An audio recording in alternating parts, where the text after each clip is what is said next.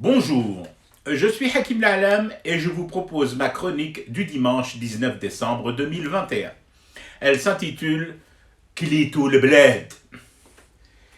On me dit Hakim, t'es trop dur avec les anciens responsables du pays aujourd'hui en détention. Sur le même tempo de l'atavico-arabo-mansuétude, on me reproche d'être encore plus dur avec Abdelka, un homme aujourd'hui mort et enterré. Non, désolé, mais non. Je ne jubile pas à tirer sur une ambulance, encore moins à canarder un corbillard ou un carré des martyrs. J'ai juste le souci de voir le sommeil des martyrs, des vrais martyrs, sauvegardé et respecté. Est-ce trop demandé?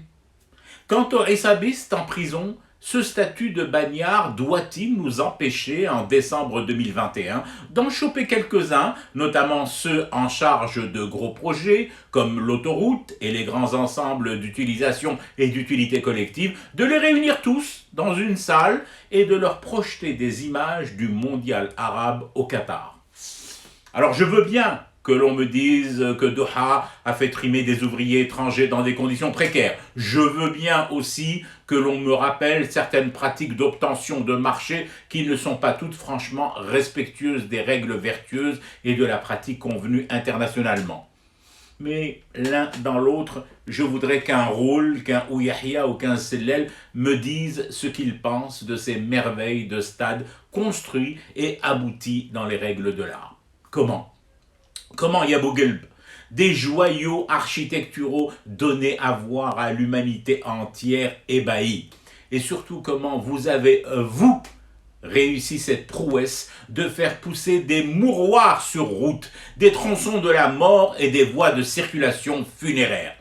Si, c'est Ammar, Koun Bark Roul, et dis-moi comment le Qatar se fait construire ces magnifiques structures lorsque toi, tu te pavanais de tronçons de 10 km, en rocades bosselées, en passant par 2 ou 3 tunnels tombant en ruine le lendemain de leur inauguration, tout en arborant ton sourire Colgate.